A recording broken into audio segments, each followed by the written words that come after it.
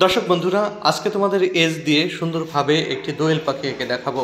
এভাবে আমরা একটা এজ দেব, এস এর মতো করে এই বাঁকা লাইনটা দেওয়ার পরে এর উপরের অংশে এভাবে ঠোঁট এঁকে দিয়ে একটা ভাঁজ দিয়ে মাথার লাইন, এরপরে আর একটা ভাঁজ দিয়ে পিঠের অংশ এবং এই ঠোঁটের অংশে এভাবে আমরা একটু কালো করে দেবো, একটু হাইলাইটস থাকবে বা সাদা থেকে যাবে।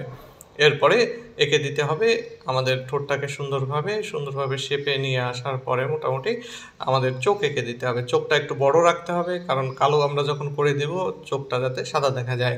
চোখটা হয়ে গেল। এরপরে আমরা ডানার লাইনটা দিয়ে দেবো একেবারে পিছন পর্যন্ত।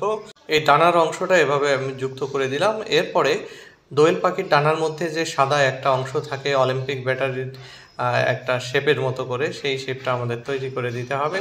এভাবে দেখুন, এই অলিম্পিক ব্যাটারির স্পার্কিংয়ের মতো যে অংশটি আমরা এঁকে নিয়ে তার উপরে এবং নিচে কালো করে দেবো। আপাতত নিচের অংশটা কালো করে দিয়ে আমি পেটের লাইনটা এভাবে সংযুক্ত করে দিলাম।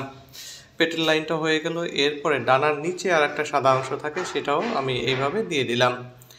এবার আমি দোয়েল পাখির যে লেজটা থাকে সেটা কিন্তু একটু ভাঁজ হয়ে উপরের দিকে থাকে, সেই অংশটা লেজটা এভাবে এঁকে দিলাম। এটা নিচের দিকে এরকম একটু থাকে এবং এর মাঝখানে পালকের কতগুলো লাইন থাকবে, কোথাও একটু সাদা থাকে কোথাও এবং গাঢ় কালো থাকে। এই লাইনগুলো দিয়ে দিলাম। এবার অন্য পাশে মানে অপর পাশে আর একটা ডানার লাইন এভাবে দিয়ে পিঠের সঙ্গে সংযুক্ত করে দিলাম। এবার দিয়ে দিতে হবে দোয়েল পাখির পা। দোয়েল পাখির পা, একটা পা সামনে থাকবে এরকমভাবে, দুইটা লাইনের মাধ্যমে চিকন করে এই পা এঁকে দিতে হবে। এবং দোয়েল পাখির পায়ের যে নখ থাকে, সামনে তিনটা নখ থাকে এবং পেছনে একটা নখ থাকে, সেটা আমি দিয়ে দেওয়ার চেষ্টা করলাম। এবং অপর পাশে আর একটা পা থাকবে, সেটি এই পায়ের থেকে একটু ছোট হবে এবং সেই পাটা এভাবে তার নখগুলো আমি এঁকে দিলাম সুন্দর করে।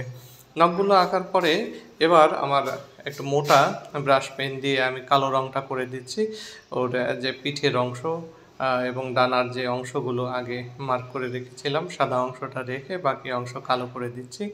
এবং এখন দেখুন, চোখের পাশ দিয়ে আমি যখন কালো দিয়ে দিচ্ছি তখন কিন্তু চোখটা একদম পরিষ্কার দেখা যাচ্ছে। চোখটা যদি ছোট করে আঁকতাম তাহলে কিন্তু কালো দেওয়ার পরে চোখ আর দেখা যেত না।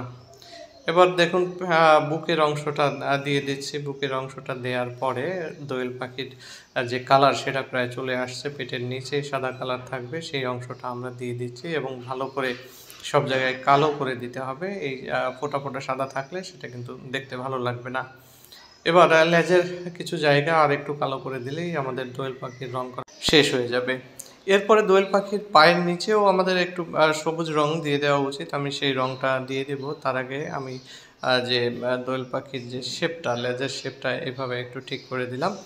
আর হচ্ছে সাদা সাদা কিছু জায়গা যদি রয়ে যায় এবং পিঠের সাথে একেবারে যদি তির্যকভাবে থাকে, সেই জিনিসটা কিন্তু দেখতে খারাপ লাগে। এবার সবুজ রং দিয়ে আমি শেষ করে দিলাম। তোমাদের কেমন লাগলো কমেন্টে জানাবে, ভালো লাগলে শেয়ার করে দেবে।